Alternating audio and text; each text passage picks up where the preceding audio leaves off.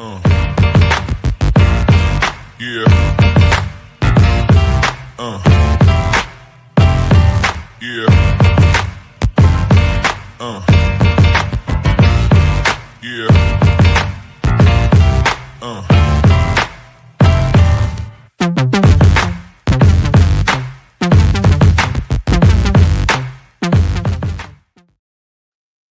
Yo, what's going on, everyone? Welcome to this week's episode of River City 93. I'm your host, as always, Elliot Barr.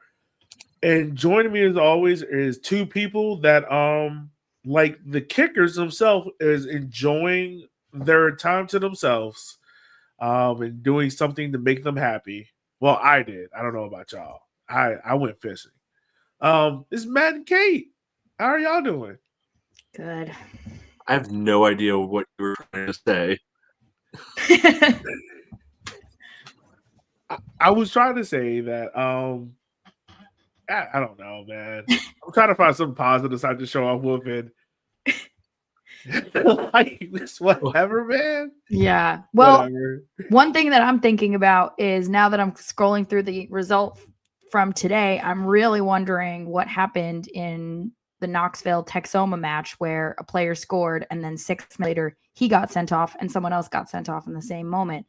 So fist fight, like what's the most dramatic thing that could happen to cause that? I don't know. I checked out after. I don't care about those teams, so whatever. I mean, if we want to come up with stories of what could happen where two guys get sent off immediately following a goal. I like the fight idea. Maybe where were they playing that game? Knoxville, Texoma. Was it Knoxville? Yeah, bench clearing brawl. That happens at baseball games. Sometimes. Did the guy break the unwritten rule of celebrations and they just had to throw at his head? Yeah. It's mysteriously listed as only violent conduct. But the other thing that I just noticed that I think Bot Mob just rolled out, sorry if you're not watching the YouTube, they now have like a tracker that shows the percentage of the stadium that is filled based on the attendance. And Knoxville's wasn't very good. 34% capacity. That's cute. For everybody who doesn't just know how to do math on their own. Well, its surface is grass, so we've got exciting That's stuff. a lie. That is a hot lie. That is a hot lie. A portion of it is grass. That is true. That is true. A portion of it is grass. We say that because we know all about that field way too much. Y'all, it's not much to really talk about. We're not going to spend too much of the game. Richmond played a dead rubber against AV Alta, losing 2-0. Really? The offense was absent. Didn't have a shot on target to the second half. The defense, again, we hadn't seen that trick, in a while. Yeah. The defense collapsed. Josh Kirkland came off at halftime. He looked to be injured. There was another sub at halftime, correct? Yeah, I think I kind of blinked. Maxi came off. Yeah, Maxi came off. A team that's notorious for stupid amounts of possession beat Richmond on a goal on a long ball. So, yeah, that was new. But yeah, dead rubber game. We kind of already knew what it was. So, y'all, let's kind of look at it about it this way. After this 2-0 loss to AV Alta, do you think this team was mentally checked out? Or is there still enough fight in this season to end this year on a high for Madison, given what the circumstances will be for this Henny Derby? This final one. And why can't it be both? Right? Yeah. They could have been like, traveling all the way across the country, to go play, admittedly, one of the nicer looking former baseball stadiums that we come across. It is a nice stadium. I will not lie. It is a nice stadium. But in a game that does not matter to you, I don't know how many guys were maybe, totally dialed in. Whereas, okay, a home game, we'll take them at, face value that they really do enjoy playing in front of the fans and blah blah blah blah blah. Maybe some of them recognize there's a fan rivalry with Madison, and they get up for that. So I think they could have kind of punted on Friday, and then be ready for one last hurrah. Yeah. Mm-hmm. Yeah, I mean, when you're playing, I think like and like the big picture stuff. When you're playing, in a match that doesn't matter, in a system doesn't work, when the substitutions at halftime are going to be for the kids, because winning the game never seemed to be in the manager's plans, let alone the players. Yeah, I can imagine it's hard to find yourself caring. It doesn't feel like the people at the top care. I will say, granted, I was tired at this point because I came in late. Did it feel that anybody else, like, a couple of guys were trying to find a second yellow card? Yeah, I don't know, man. It's just the game as a whole just had like this vibe of just like, yo, I'm clocking in for the sake of clocking in. Like I get the halftime sub because Kirkland did look hurt in one moment, so I get that for Landon. Who I hate to say it once again, look like nothing, but overall, like the whole tempo from the team just looks. Huh? Landon was man of the match, didn't you see on social media? I ain't gonna lie to you. I checked out after the second half. Let me find what exactly he was given man of the match for, because I'm sure it was sparkling praise. It was for coming on at half and keeping up pressure on the attack. That was enough to earn him man of the match accolades. In a game where we got 0 shots on target, substitute striker, man of the match. Mm-hmm. Keeping on the pressure. Keeping on that pressure. All right. Yeah, it just felt like overall from this whole group, like, and I can't say I necessarily can blame them either, because if you're playing it's like playing a friendly. Like, you're not gonna go, no matter how much you try, you're not gonna go 100% in a friendly. And it just felt like a lot of the chances, because there was a couple of 1v1s. Like, this game started off well for Richmond. There was a couple of 1v1s where Kirkland got through, Bill Hart got through. And it was like, if this game happens at a point where the Kickers care, like, do they finish? Do they, And it's just like that little bit of like, because you're going 80% and not 100%, you don't finish it. And you don't put AV Alta under pressure. And then AV Alta, because they have quality players like Cerritos and Lombardi and others, they get on top of a long ball and finish. And it's just like, once it was 1-0, I kind of already knew what the script was, and I started packing and got on the road, and that was pretty much it. I wish, though, like, the one thing they could have done was play spoil sport. And, like, I don't care about AV Alta. I mean, whatever. But, like, it's like they just were happy to also, like, it's not even like playing in front of one of the better crowds. Like, come on, you've got the opportunity to, like, go there and, I don't know. Like, there's something the other team's playing for, and you're basically. But you need some dogs in your team to do that. Here, let me, come to defense of the guys now, because after I previously said, they probably were, maybe weren't totally into it. Maybe they're very into it. Maybe they are, really in touch, in tune with the fan base, and they galaxy brained the shit on us and dogged out this game. Give Alta the 3 points, because that is another backdoor way to keep Madison out. It's all we can hope. They went full Tottenham against these guys are actually big braining us. If they did that, I would be so shocked. I would be so shocked. So look, let's be honest about it. The results this weekend did not look great. AV Alta managed to get a draw, so the Kickers could end the season with the wooden spoon if results go the wrong way, meaning Richmond lose to Madison. I meant Westchester, but yeah. Oh yeah, my fault. And Westchester ends up winning. What does that say about the club right now, and what needs to change in the offseason if the Kickers get the wooden spoon. I think we've heard pretty clearly that nothing's going to change regardless of where we finish. So that is wrong because we have seen changes. Mika's gone. Yeah. Also, shout out to Manny. Shout out to Manny. Shout out to Manny. Shout out to U.S. Soccer. So she's not part of the meeting no more. So shout out to her. Mm-hmm. But we have heard.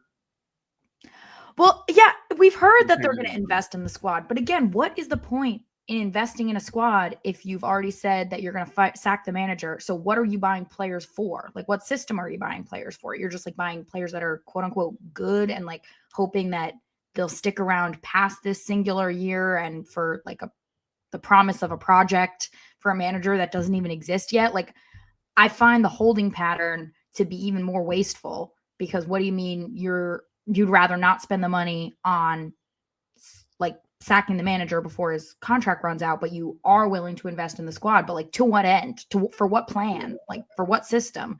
It's like throwing money at a problem that's not the real problem. How do you recruit players with that? You know, we're running out. It's Division 3 check clears. That's right. But like if they're competing at for any other team, like, so we're going to get complete bottom of the barrel because if anyone has the choice to go to another club, they will. Like, it's so like I hear them trying to like assuage our fears by saying like, oh, we're going to invest in the squad. But if there's no plan and there's no project, what is the point? Like, you might as well like treat it the way it really is, which is that they do not care what happens on the field. And get a bunch of play the kids next season. Like, just play the academy next season. Then, like, it's like an insult to our intelligence to say that investing in the squad is meaningful if you don't actually have a manager with a plan that you're signing them for. Matt, you got anything you want to say, or I don't even remember what your question was at this point. What does the team need in the off season, or does wooden spoon cause them to? Oh, well, it's going to be a fake wooden spoon if it happens anyway, because Westchester, 3 of their points were because Spokane, put their lineup card in wrong. So, whatever. Yeah. And also, fake trophy. Like, I don't know where this like fetishization everybody's come up with of, oh, let's make a fake trophy for last place. That's come up like last 10, 15 years. It's stupid. Like, people who think it's meaningful in any way are stupid. You disagree with it? Find me on Saturday. I'll tell you you're stupid to your face. Yeah. I think it says, to me personally, I think it says a lot of what has gone wrong. What fault? Is it going to be a material difference if we finish 13th versus 14th? No. You're right. That's why it's stupid. Yeah. It makes no real difference in the grander scheme of things. If we get the same results as Westchester, if they end up like they win and we draw, we're on the same points. If we win, they lose, we finish 5 points clear of them. It doesn't change anything in the overall scheme of things.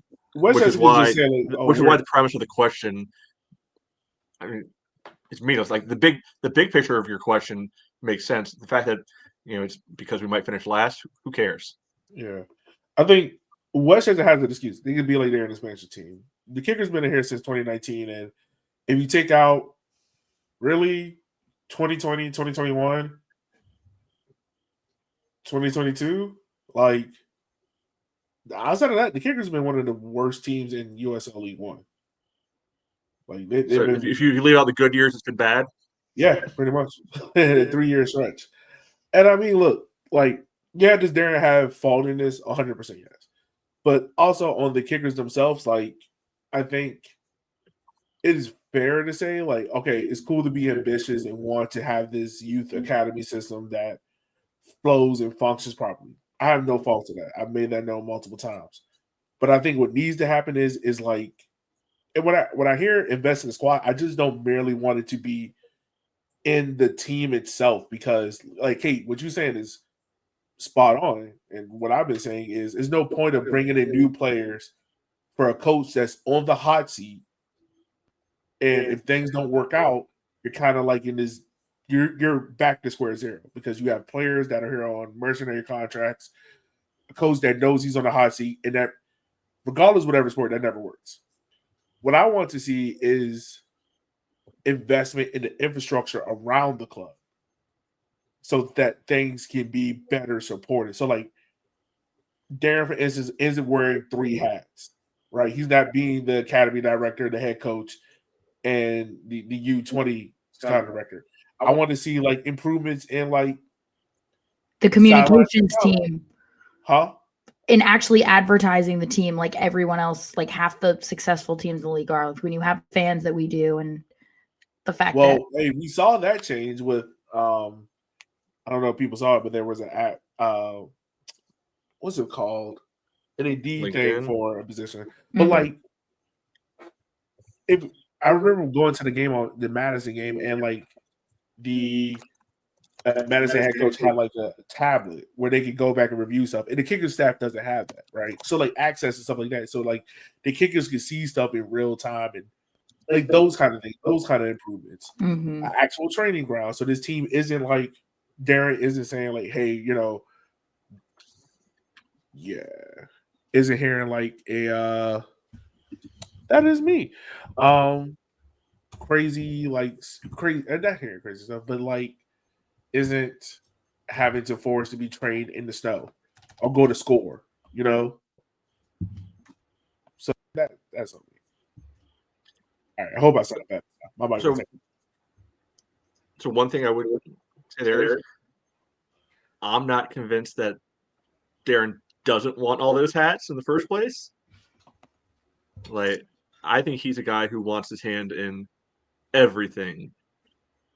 Right. And that doesn't have to be a bad thing necessarily. Like, you know, I can see a lot of benefit, you know, of having, you know, the top guy, you know, fully invested, fully involved in every little piece. There's also a version out there where, yes, there's the first team manager who leaves, you know, the recruitment, leaves the youth stuff to somebody else. Like, I think both methods can work. I think from everything we've seen, Darren is somebody who prefers that first method instead, and that can be okay, right? You know, so that's one piece of it. I mean, yeah, perfect world, some of the infrastructure stuff, sure. I want him to win. Like, I'm tired of losing stuff, and I know what you mean about the mercenary thing.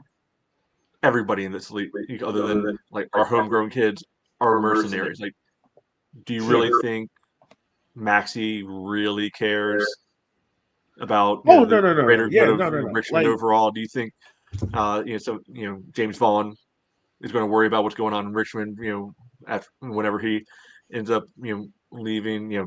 I could go on and on and on with names, and it's the same thing that every 95% of the guys at every other team. Like, yeah, you'll see some guys end up becoming lifers certain places, like Evan Lee's become a lifer down in Greenville, and a couple other guys. You'll see those scattered, but it's literally soccer. Like, these guys are bouncing around, chasing the dream, chasing the dragon a little bit, and they're looking out for number one, which you have to be wired that way to be a professional athlete, to a certain degree. So, I get what you're saying, but at the same time, like, I feel like that's a little bit of Utopiaville, mindset of we don't want we don't want any mercenaries. Everybody's got to love and buy into the big project. Everything. But on the other hand, like, we've been hearing for years, like, we don't have the money. So if like we're competing on mercenary contracts, we're not competing. Like, so that's the other thing is, like, we keep getting told, well, we can't afford to throw money around the way these other clubs are. Yeah. So if all we can rely there's on a way how to do both. Like, I think like when I mean like mercenary contract, I mean like it's just next year essentially the Kickers are in a weird place, right? And everyone knows it. Yeah. Everyone knows it. Like and this is personally me. Like, one of the things that has annoyed me so far with some players on this team is now we're starting to see like these personal highlight reels come out of like, these are my stats per 90 minutes per start. It is like, dude, if you have to edit stats to that level, you're not that great of a player. Like, we'll be straight with you. Be honest with you, like, you're not that good. If you have to edit stats down to my per 90 stats per start, you're trash. But like, players' agents know it. Coaches know it. Everyone knows it, that Darren is on the hot seat. Everyone knows that Darren has 1 year left. And where the Kickers find themselves in is a space where it's kind of like two like lines trying to merge each other, and it's not lining up perfectly. Where the manager's on the hot seat, we have more money coming in, more investment, new players. Because let's be frankly about it, if we had better players this year, we wouldn't have to reinvent this whole team, because most of this team hasn't lived up to the hype that they were. No matter how much we personally like them, they have not lived up to what we thought they could be. So now you got to have to invest in a new team, and it's going to be a weird year that if you look at all the evidence around you, in any other sport, it has usually never worked for a manager on the hot seat who gets new players, i.e., go look at Eric Ten Hag at Manchester United. Go look at Nuno at Forest. It doesn't usually work, and the manager is usually gone because the players know, well, I don't think you want to use Forest as a example for rationality. But like it just. But that's how Kickers are moving at this point. Well, putting the blame on all the wrong things. If we wanted to, have an owner who is throw light money on fire, chase throwing bad money after good, I'll sign up for that one. I can get into that. Let's drop another 30 mil on another random fifth goalkeeper we don't need. Sure, right. Like I can get in that experiment. Is like Rob is patient. Now he might be too patient, right? But he patient. Right. Like he in this league, it is doable, to find the guys. You might have to work a little bit to find the right guys, but like look at Chattanooga. Who's their marquee guy they've brought in? Right, Bentley. Yeah. Well, but that's more what I'm frustrated with is that we keep talking about the players, but like half the squad has turned over every season for the last 3 years and nothing's changed, except like the players have changed and the head coach has not, and the results have stayed the same. Like I think to a certain extent, every team in the league has like a handful of 5 or 6 guys who are pretty good, and then the rest are just squad USL guys, and they manage to put together way better strings of results than we do. And for some reason, is like there's one common denominator over the last 3 seasons, and it's not 70% of the squad. No. But also the thing about it is when you look at it, like a team like Chattanooga is, you have a team that blends perfectly into one system, right? Where it's, we are going to fight you. We are going to be very defensive. We are going to play rough, right? I.e., look at the opposite side of that. Look at a team like Spokane, where your point, like they have 5 or 6 good guys, and then they have that one player who can take a match by the collar and just Luis Gill. The Kickers don't have either. And that's we got a broken down version of one of those. But, yeah, exactly. I was about to say we got one with half a knee. Yeah, but it's like it's a thing of, and then we sold the other one because of personal differences. I'm not trying to defend Darren on this, but like also like the Kickers, for their own personal reasons, you need money to get into certain realms. Like the Kickers don't have the money to get into the VIP section of the club at lower league to get championship level players. So they're like, all right, so we're stuck here at the D3 level. And don't get me wrong, like, for great as Darwin is, there's a reason why he's an older player in NISA. So the shelf life of Darwin is very short. Versus like teams like Union Omaha, they can go to the championship, get a guy that was sitting on the bench and be like, hey, we'll pay you the same salary, come be a starter here. Westchester can go to Charlotte and tell Juan Obregon, hey, come here and be a starter. They can go to MLS Next Pro and tell Jonathan Bolaños, hey, come here. You get what I'm saying? Like, yeah. Well, I agree. You can't do that top to bottom. Well, you can't do it top to bottom, but also on the other hand, Westchester did it, but they didn't have the right guy up top, and so it didn't work. Like, I don't think the players themselves are enough for a team to be successful in this league. Oh no, Because you if need a it was balance of both. no, and that's what I mean is that's why I'm like more frustrated. It's like the team just, or at least the focus on the players. I'm like, if we've had a manager that can't make the sum of the parts work, like He for hasn't been 3 able to make straight it work for a years, it while. doesn't matter who we have in the team. He can't do anything with them. Like, he hasn't been able to make it work for a while. Like we haven't seen Darren in his element since the beginning half of 2023.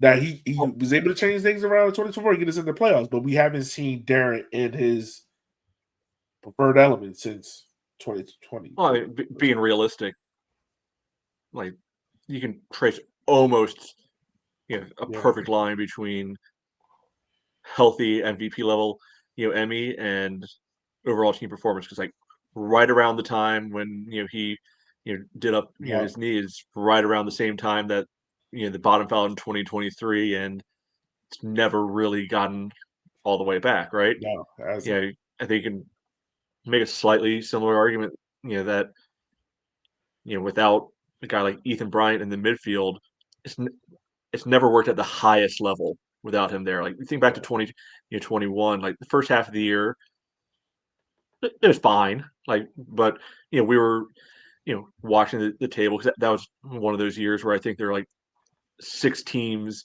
all within like 2 points of each other, like 2/3 of the way through the season, and then they kind of caught fire late. You got themselves into the playoffs, but without him kind of in the midfield, it's been fine to this ever since then. So basically, I'm not going to debate the coaching stuff, because we've done it a million times over by now. But I think an argument can be made that with the right guys, it can work, or it could work. Darren's I system. think the other argument is that the league has evolved over time, and moved along, and left some of the ideas behind, but with the exact guy. But if you miss on any little piece of it, a little bit of a house of cards, and things come tumbling down pretty quickly as a result. Yeah, and also squad depth is a big thing as well. That helps. Yeah. But we'll probably talk more about that on the end of the season podcast. But yeah, that'd be fun.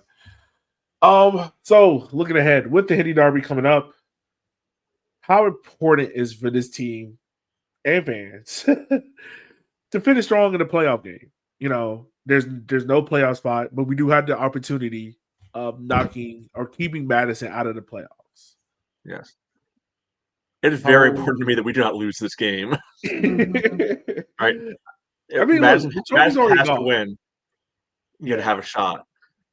If we get boring 0-0 draw, let James Marcello and I don't know, it'll probably be Beckett, pass the ball in a triangle between themselves for 90 minutes. Have at it. Love it. That's the true Jogo Bonito right there. I mean, winning would be cool too. Don't get me wrong, but not losing paramount. I have no idea what the real tiebreaker would be between Madison and AV Alta right now. I have no faith in Charlotte to hold up their end of the bargain and just get it done themselves. So it's on us. Keep them out. They've already caused us enough heart break this year. Like I don't need the end of the season seeing them celebrating a playoff spot on our field. Yeah. And I just went back and checked in the last 2 seasons, 23 and 24. The last games of the season were also home losses. Or the last home games of the season were also losses. So it'd be really nice if they could change that pattern, because I don't know why after atrocious seasons, they also want to send us out on the sourest possible note to ruminate in the terrible memories of the season behind us. So you'd hope that it was a home loss in 22 too. Sure think it was. So they really have this nasty pattern of leaving us with the worst possible memories right before we go and take a 4-month break. So it would be nice if they had any motivation to put on a good performance at home. If that alone of just trying not to send us further into our depression. I'm not even asking for good performance. I'm just asking for not losing performance. It can be dire stuff. Play a back seven. I do not care. Every center back on the field.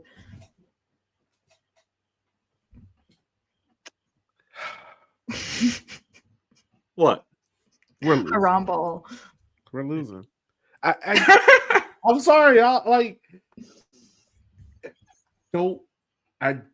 just don't have the faith in this team that they. You've come around to my side. Like I just always pick the worst possible outcome because then you can't be disappointed. Yeah, I just don't have the faith that they can do it. I don't have the faith. Like as I look at this team, it feels like another AV Alta game. It feels like another Texoma game where this team has nothing to fight for. Half of this team is already putting their personal highlight tapes up on here like it's A1 mixtapes. Mika's gone. You think these guys got and1 level highlights to put on there? Look, some of them got some editing skills, okay, or they're paying someone for the editing skills. You know, hey. You think you think Ghost of Escalade's out there, just dropping the babies on these guys? Hey, no. Some of these guys per 45-minute, every substitution stats are amazing. Okay.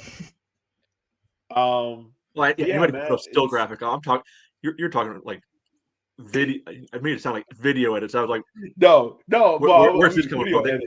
Are they the ones there were some out there? I was just like, are these guys draining all the rivers? With all these AI models of trying to get it to look like a real picture of them. Dribbling around like Prime Ronaldinho or something, because I ain't seen that with real eyes. Hey, look, some people edited together clips. Just saying. I mean, it's I just don't have any faith, man. Like it feels like I will go into this game, which by the way, I will be late to the game because it's Virginia State's homecoming, and I'm choosing happiness like I did this weekend. Yeah, like it feels like Texoma. It feels like AV Alta. The team just, when the moment's there, they just don't rise up to it. Like certain players do, but not the whole team. We haven't seen it this year. We have not seen it from this team. And I'm not. And look, we haven't seen it from the coaching staff. We haven't seen it from the players. It's just not there. Like I want to believe that they can, pull that dog out of them and stick it to forward Madison and upset them. But it's not there. Counterpoint. Would you ever bet on Madison not, just, tripping, on the rake in a time, where they can be prosperous in their entire history? Would you ever bet against, that happening? If it came at the cost of my personal joy, I think that my joy is going to lose every time. I think Madison. I think Madison is more likely to slip up than the Kickers taking it from. I'm okay with that. I'm fine with that. I just don't see the Kickers going out here and from minute one doing what they need to do to. That could be the funnier version of it. Madison's, puts an own goal in the 89th minute. The happiest boy in the world. That would be hilarious. But yeah, man. I mean, Matt's a sicko. He thrives in these situations. I mean, look, I was there last year. Okay, I was there in 2023. I was just a prom hater. I'm not even a prom hater, but I'm just like, I'm gonna have a stomach ache all day. I'm not. Well, I'm gonna be able to. No, you're gonna. That is a lie. You're gonna have before it has time to sink in. Y'all gonna text me at 7 and be like, "Ellie, are you coming to the game?" Nah, dog. Y'all have fun. Sometimes I wish we could just have a Kickers tailgate and Section O, and there's actually no Kickers game going on to ruin the night. I mean, we can do that next weekend when there's no game. Yeah. Isn't that just called what y'all do on Sundays? Yeah, sure. Yeah, like I don't see it ending well for the Kickers. I see it. The Kickers, Madison scores 1-0. The offense looked meh. The defense looks all over the place. Darren scrambling for answers. He can't find anything off the bench. Mika's on the beach.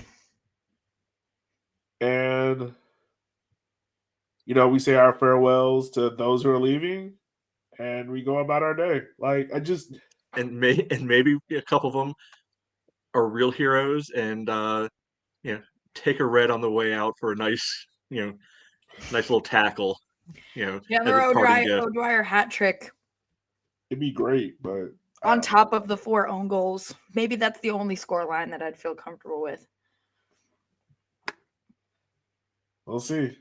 We'll see. One of the things I think we should also talk about is Red Army Player of the Season. There's a couple of discussions going on in the Discord, which, by the way, if you're not part of the Discord, make sure you join that. The Red Army Discord is fun. But there's a lot of conversation going about who, or better yet, should we give a Player of the Season in a year that has been so dismal? I'll let one of y'all start off with the conversation. So, I mean, yes, just because something's bad doesn't mean you shut it down, because we're not front runners, we're not anything like that. You see it through till the bitter end. We gave out an award in 2023 that let me remind everybody, we went 16 in a row, the whole second half of the season without a win there, and we still gave out awards then. So you don't back off of it just because it hasn't gone to plan. So we can have I don't think there's a reasonable debate. Others disagree, with me on that one about who should be winning it. But you can have a debate on that. There's no debate on should we be giving out the award or not. The answer is definitively yes. I was in that realm of like, should we give it out this year? Just because I was just so meh on the team. But you're right, we definitely should give it out. We give it out in years past, especially in years where we've had worse years. Me personally, I don't think there's any conversation past 2 players, and that's Darwin and Kirk. And to be honestly, I think it's Kirkland. Like, I think Kirkland is probably the player of the year because I think he's had the best year. Like, Darwin's probably had the better moments, but Darwin's also been in and out of the squad with injuries, no fault of his own. But yeah, I don't think there's any conversation past those 2. Like, I'm Team S Darwin only because I'm hoping, since he's still under contract, it's like a bribe, and maybe he'll come over and celebrate with us next season, because right now he's still shy. I don't think that's changing. Yeah, I mean, for me personally, it's only 2 guys. Like, maybe we break it in half and give it half to each. No, we're not cowards. We're not. We'll have a clear winner here. I mean, for me, this I get is so people love easily Maxey, Darwin. but it's not Maxey. I get Neil Soyford was. I said my piece on that guy. No, Yeah. I will not entertain that one.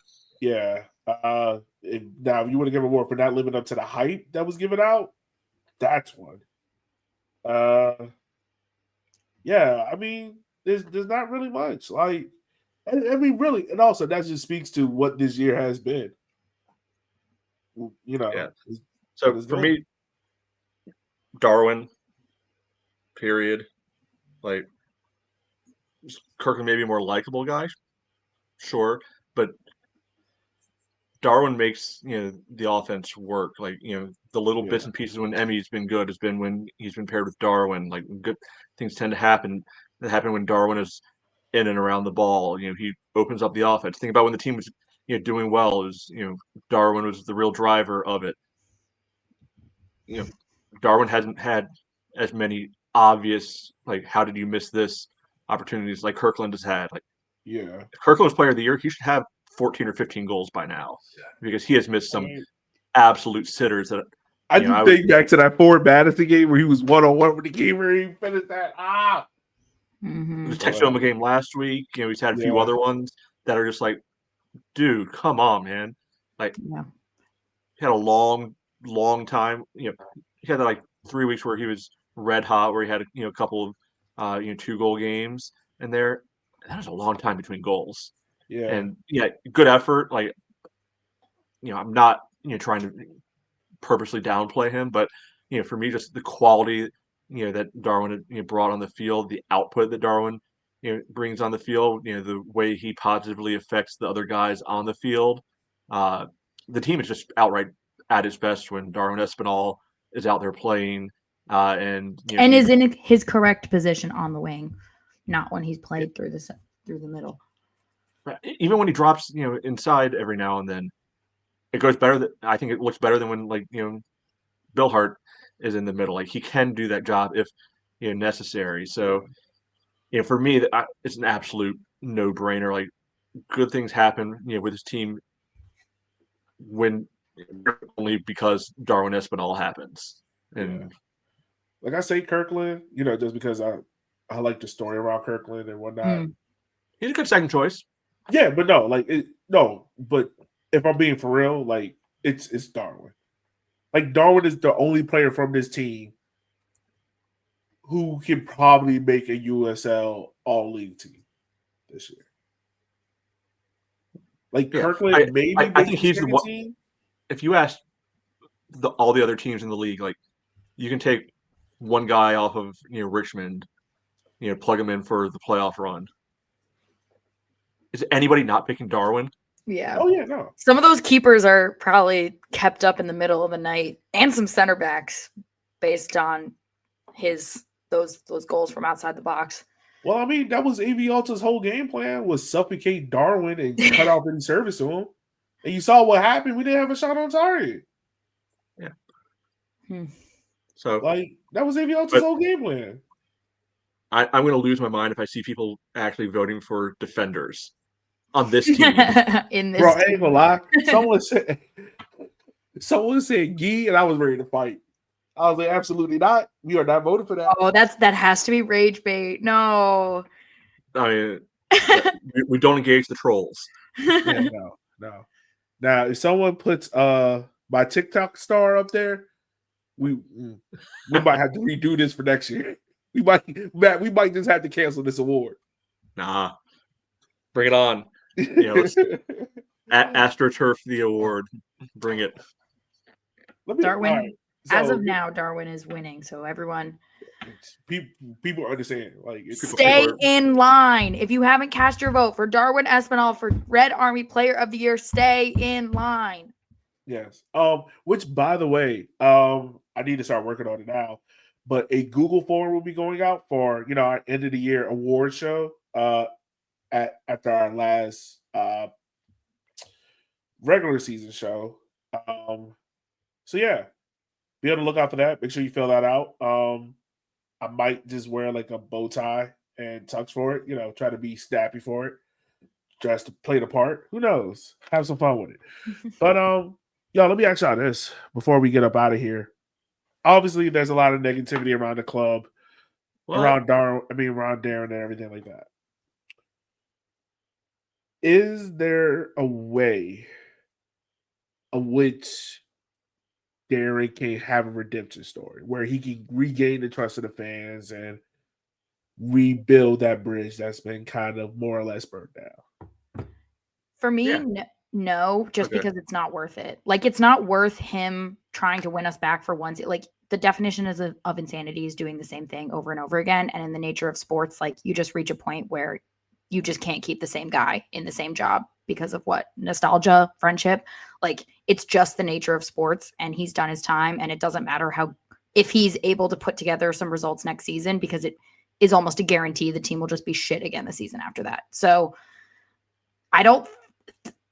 maybe that's too harsh, but this is sports, and like, you just don't get a tenure like this and get to just like a never-ending leash to be terrible on the promise that maybe next season he won't be as terrible, when you could just hire someone new and actually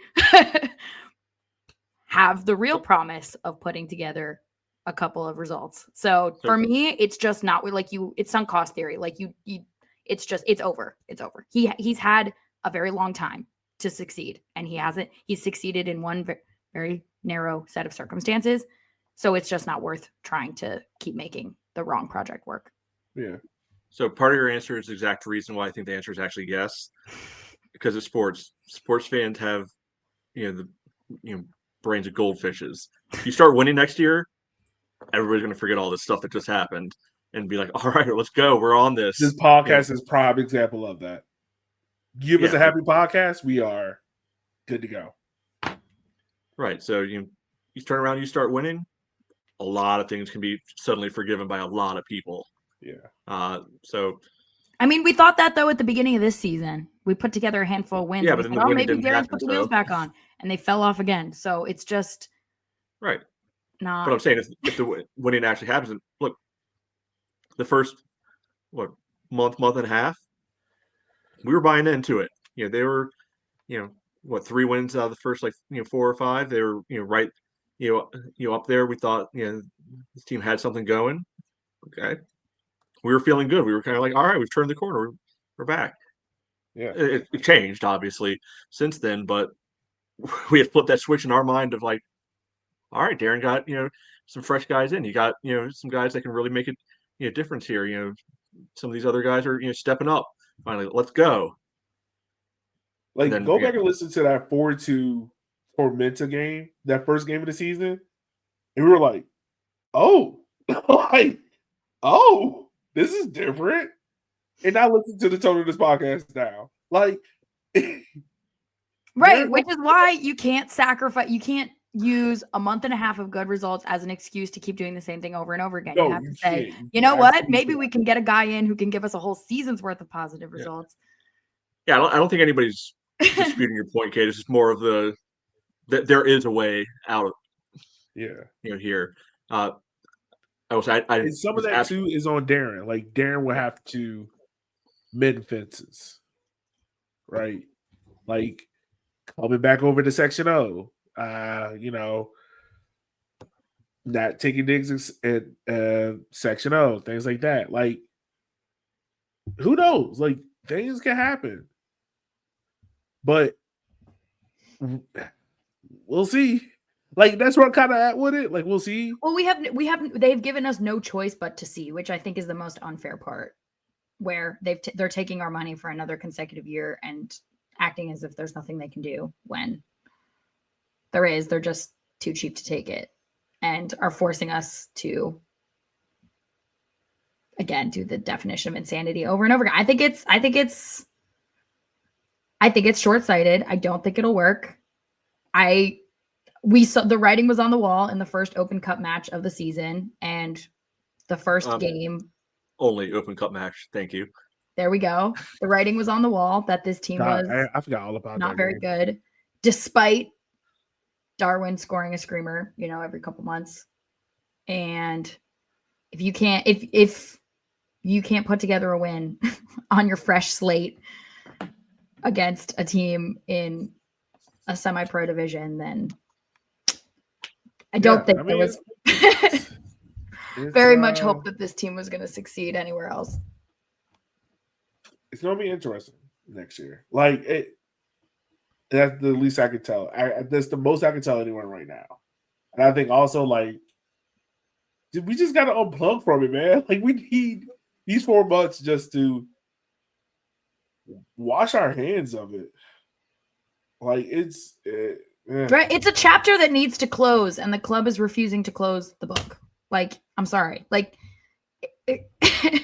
it's getting to that point. It feels like, and I keep having this thought in the back of my head of like, what is that meeting going to look like at the end of the year between Darren, Rob, and Cam?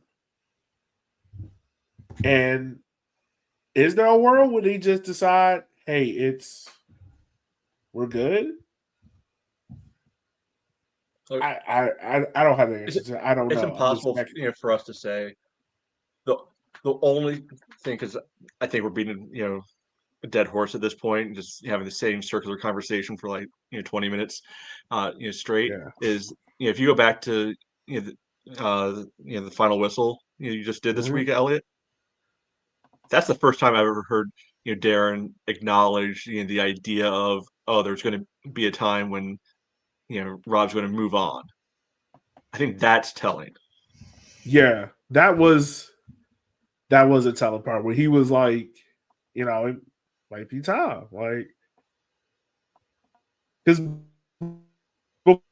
before it's been very, I'm here, I'm building towards something, I'm doing this, and that was the first time where it was kind of just like, you've never said that before, and I think that's telling Kate. Yeah, so I don't Right. know. I will say the only reason I think it's worth beating the dead look- horse is because they did give him a contract extension in the middle of one of the worst seasons in recent memory. So they clearly are not in touch with reality when it comes to But I also think that was mirrored in and me personally, not to cut you off. I think that was they were trying to go in this one particular direction of we're trying to build towards this, and we need to have him in place to do this, because if we don't have this, we can easily come we back. have nothing. Right. So it's like we need to keep him in place to build this. And I want them to that's what I know think. we see But, what I you're mean- doing. It's still not good enough. So Yeah. don't And- try to trick us or pull the wool over our eyes or Yeah. think that we'll forget how bad these years. We will see. But We Elliot, will definitely see. I mean, you're the one actually having the conversation with them. Anything else like stand out to you from that interview? Because I thought there were a couple of interesting things that came up. I think it was just more so the overall tone felt like more reflective. Like it felt like someone who knew this might be my last hurrah. Not saying that he feels like it is, but it felt more so of like, I know things have gone horribly wrong this year. Like I know. In years past, like we've heard Darren kind of fight back against it. Always has his dukes up. You're making the famous line of like, we're gonna keep fighting till the playoffs are done, and when they're done, they're done. But it kind of just felt more like someone who was reflective of the year as a whole, and who kind of was just like, this is where I'm at. And that's where I kind of found myself having kind of like sympathy for him, because like, if I look back at it, yeah, there's a lot of things that Darren got wrong over the course of this year. But there's also some things that were outside of his control. And some things that he had to deal with that other managers in his league don't have to deal with. And I'm in the same boat with you, Kate. Like, it's probably better just to break it off versus trying to reinvent it, because I'm just afraid of being in a circumstance. We're just delaying the inevitable for next offseason. Because if it doesn't work, that's where we are. We're in the inevitable, trying to get a new head coach and bringing in new players. This is the first time since doing this podcast where I'm sitting here and I'm like, I do not know what are the next steps for the Kickers. Yeah. So I mentioned obviously the piece we already talked about, that interview. It couldn't help, but notice, one point is talking about, okay, for next year, we would have to just be able to go for the points early on. I'm like, were we not going for points all the way through, or saying that sacrificing results at certain points for the project or for anything else? Like, there's a lot. I understand why. I understand why you didn't, but when I was listening to it, I was just like, I wish you had pressed him, on that one a little bit more. Yeah, at the time I didn't really catch it. I heard it, but I probably didn't catch it because I was probably focused on getting to the next question. That's what's great when I have one of y'all on, because I can catch it for me. But you let us be the bad guy. Yeah. But I mean, it was just that look. And Darren has notoriously sometimes put his foot in the mouth in some of his coaches speak. But yeah, man, I don't know, man. I don't know how y'all feel about it, but this is the first time where I've gone into especially a Henny Derby end of the season, and I'm just like, just end it. Like, just get it over with. Come on. Not the first time I've heard this sentiment on this podcast too. At the end of the season, surely you remember, like, the 17 and 18 season, especially 18, when we were just getting, 17, 18 was different because I wasn't doing the podcast then, but also like 18, we knew halfway through the year we were done. We just showed up to the stadium to drink, which was fun. That was fun. I don't know. That was different. Taking 4-0s every week was not fun. I'm sorry. I mean, no, the scoreline wasn't, but just showing up to the stadium and getting completely plastered with y'all was fun. Now it's kind of just like. Well, it's that classic case of it's the hope that kills you. Like, do you rather going in to each game like with that naive hope that maybe they will pull out a result? Mm-hmm. And the crazy and then be like crushing disappointment when they lose again. Yeah, I'd rather have the hope than games like 2018 where it felt like a job, like an obligation to go show up. It did too. That was not fun. It felt bad. No, but there's something about them inventing new ways to disappoint us every week, which I guess you have to stand up and applaud at a certain point because they find ways to lose differently in new and inventive ways. So people that are leaving in the off season, we already know it's confirmed. Meek is going to Sarasota. He has his unveiling on October 30th. Which are the best down there? Manny has left. She got a job with U.S. Soccer. So there's a new comms person in place. So that's fun. And I think the one that is being rumored is King Emmy. This is his last hurrah. Which, if it is, I hope the club puts out something. I hope the club allows him to get his flowers because he's been a big part of getting this club back on track. Him and Darren coming in that 2020 offseason and just seeing the heights that he went to with 3 Golden Boots, 3 MVPs back to back. I'll never forget, really the goal that I'll never forget is really his first goal against Greenville where he headed it in and we were kind of just like, okay, who's this little Argentinian dude? That's the one you pick? Well, because that's the first one I always remember. It was the COVID season one. But the one I will always remember is the Henny Derby one. You also got the chip against Noco. There's a couple from half field this year. Yeah. Yeah. Maybe we should do a list of Emmy's top 5. That would be a great podcast. But if so, I hope, and I hope that the club will give Emmy his flowers and whatnot. And various other players. It'll be their last days at the club, and regardless of how we feel about them, they'll be a Red, and they're family. Some family are cool with the others, but we'll see. Yeah. Anything else from y'all before we wrap up the show? Longer than what we expected, but I mean, hey, we're here every week. Bring your costume. Everybody dress up next week for the tailgate. Or go to Virginia State's homecoming with me. I'll be down there having a great time. All the frustration, all the pain, all the anger, bring it and unleash it on all the Madison people on Saturday. Let it all out. They deserve it. Yeah. Yes.